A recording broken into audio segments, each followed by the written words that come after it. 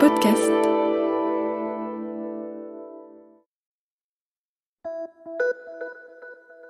Salut, c'est Clara de Lina. Cette semaine, dans La vie d'avant, je vous emmène à la rencontre de Françoise et Véronique, monitrices de roller de mère en fille.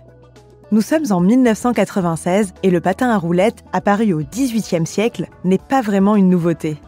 Mais il est redevenu à la mode auprès des jeunes comme des adultes grâce à une petite révolution.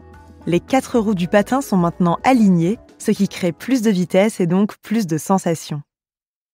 Ça varie complètement suivant les personnes, parce que si on prend Eric, il n'avait jamais mis des patins de sa vie, là il en a sa deuxième séance, et il se débrouille très bien. Ça varie suivant les personnes, mais en général, au bout de 5-6 séances, c'est parti, il n'y a pas de problème. Les conseils pour faire correctement du roller, ce sont lesquels ? De bien se protéger, ça dépend où on en fait, mais enfin généralement d'être bien protégé quand même, d'en faire dans des endroits assez dégagés, parce que nous n'avons pas le droit d'en faire sur les trottoirs ni sur la route, hein. Donc de choisir son endroit pour être tranquille. Et donc si on n'est pas trop sûr de soi, de prendre des protections, style protège-poignet, genouillère, pour éviter de se blesser et effectivement d'être dégoûté du patin. Des conseils techniques maintenant. Alors, en conseil technique, c'est difficile à expliquer comme ça. Disons qu'il faut déjà appréhender le roulage, tout simplement. Donc se pencher en avant, fléchir les genoux. Tout simplement, donc d'essayer surtout de ne pas marcher avec les patins, c'est le gros défaut au départ. Il ne faut surtout pas marcher. Donc si on marche, c'est les pieds, ce qu'on appelle en canard, donc les pieds sur le côté. Et là, quand ça accélère, on commence à avoir du roulage et là, on se met à patiner. Ce qui est super intéressant, c'est de commencer vraiment petit, quoi. J'ai fait des cours avec des maternelles de 4 ans et ils apprennent à une vitesse folle. Ils ont déjà le sens de l'équilibre que nous, on a perdu. Et, ils apprennent très vite et même là, il y a plusieurs personnes qui s'y sont mis à 35 ans, 37 ans et qui se débrouillent aussi très bien, quoi. Eh bien, je suis Françoise Touchard, la maman de Véronique.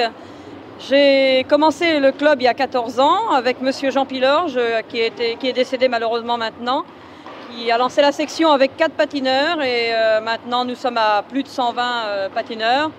Entre la course j'ai formé quand même des champions, puisqu'on a 47 titres de champion de France, on a 5 champions d'Europe, un vice-champion du monde et plein de médailles d'argent et de bronze. Là, je les compte plus tellement il y en a. Il y a beaucoup de loisirs, notamment au niveau du mercredi. On commence le patin le matin pour terminer le soir très tard. On enchaîne les cours de patin entre moi et Véronique. Et il y a donc une partie loisir le mercredi. Il y a une partie acrobatique aussi le mercredi, où il y a une section qui sont 30 adhérents actuellement. Le patin, c'est une passion, avant tout, quoi. J'ai toujours eu la passion du sport de glisse. Oui, il y a plusieurs façons de faire du roller. Il y a le roller ancien, comme moi je le pratique, à 4 roues. Et il y a le roller maintenant in ligne, ce qu'on appelle avec 5 roues ou 4 roues. C'est vrai que depuis que le patin en ligne est né, il y a une forte progression du patin. D'ailleurs maintenant, le patin traditionnel, ça n'existe presque plus, quoi. On a une sensation de vitesse extraordinaire, de se laisser glisser sur des roulettes, c'est sensationnel. Et c'est vrai que plus on s'enhardit, plus on va vite. Et c'est sensationnel, quoi. C'est formidable, il n'y a pas d'autre mot. Oui, c'est vraiment un sport très physique, c'est un sport de détente, alors vous voyez, ça fait du bruit. Même les adultes, vous voyez, ils s'y prennent vraiment très au jeu, donc ils foncent. Il y a des chutes aussi. Il y a quelquefois des chutes, mais c'est jamais très grave, heureusement. Depuis 14 ans que je pratique le patin, je n'ai jamais eu d'accident grave au niveau du patin. Voilà, tout à fait. Donc c'est souvent un choix parmi le basket, le hand, des choses comme ça, pour avoir un jeu collectif un petit peu, parce que le patin est une discipline quand même à caractère individuel. Donc souvent ils aiment ça parce que ça leur permet de se défouler. L'avantage du hockey, c'est qu'ils ont quelque chose dans les mains, donc ils oublient leur patin et souvent les gens qui ont un peu de mal se libèrent complètement. Donc là, c'est un peu des sauvages, donc c'est pour ça que ça tape. Il y a le street hockey donc, qui est pratiqué dans la rue, c'est du hockey sur patin mais pratiqué dans la rue. Il y a le roller hockey qui est le patin en ligne avec des règles fédérales. Donc pareil en hockey. Il y a le rink hockey qui est aussi une discipline fédérale qui se pratique avec des patins traditionnels par contre cette fois, qui donc est des crosses différentes de celle-là. Il y a donc l'acrobatie. Alors là, il y a tout ce qui concerne le saut avec tremplin, le saut sans tremplin, le slalom, les figures au sol, les figures dans l'espace, enfin plein de choses comme ça. Bon, la rampe, le street comme on voit souvent à la télé, mais bon, c'est qu'une infime partie quand même. Il y a donc l'artistique. Alors là, c'est comparable à la glace parce que ça se pratique toujours au niveau fédéral. En patin traditionnel, donc avec des freins, des 4 roues bien assises au sol et des chaussures de patin à glace tout simplement. Donc les figures sont les mêmes, les enchaînements sont les mêmes, le temps d'exécution est le même. C'est le jugé pareil, enfin c'est vraiment semblable à la glace sauf que c'est sur roulette. Donc ça c'est une superbe chute. Sans bobo, tout le monde se relève.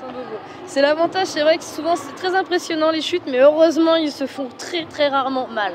Ça s'arrête juste à 1 ou 2 bleus pour le lendemain et des courbatures, mais ça s'arrête là. Autrement, les patins, ce qu'on appelle traditionnels, c'est-à-dire à 4 roues, ça n'existe quasiment plus. Donc tout le monde est en ligne actuellement, toutes les disciplines sont en ligne. Donc en ligne, il faut vérifier qu'il y a des roulements dans les roues. Ça paraît tout bête, mais beaucoup de paires sont vendues sans roulement et ça roule pas, donc on se fait pas plaisir. Donc vérifier qu'il y ait des roues, une bonne fermeture au niveau de la cheville. Les protections sont seulement, moi je les rends obligatoires en compétition parce qu'au niveau fédéral c'est obligatoire. Il y a juste le casque par contre. Et au niveau acrobatie, parce qu'ils sautent tellement haut et ils me font des figures tellement barges qu'il y a des protège-poignets et des genouillères. Et un casque pour la rampe.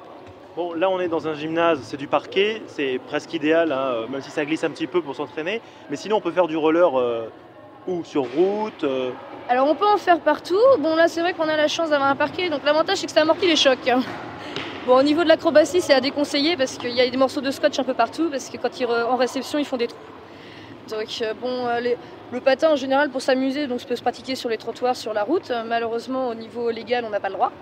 Donc ça doit être seulement pratiqué sur des endroits réservés à ça. Donc c'est sur des pistes ou des choses comme ça. Bon, c'est quand même toléré sur les trottoirs, à condition effectivement de ne pas bousculer tout le monde au passage, c'est pas le but du jeu. Il reste encore un quart d'heure d'entraînement, qu'est-ce que ça va se terminer par le match de street hockey ? Ça se termine par le match de street hockey, donc généralement ça déborde parce qu'ils veulent jamais s'arrêter.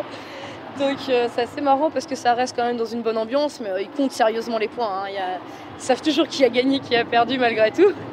Donc généralement on finit une demi-heure comme ça. Merci Véronique, je crois qu'on a presque tout dit sur le roller. De toute façon, si on veut en savoir plus, il faut chausser les patins, c'est ça ? Tout à fait. Voilà, c'est la fin de cet épisode de La vie d'avant, produit par Lina. N'hésitez pas à nous mettre 5 étoiles s'il vous a plu, et abonnez-vous pour ne louper aucun épisode sur votre plateforme d'écoute préférée.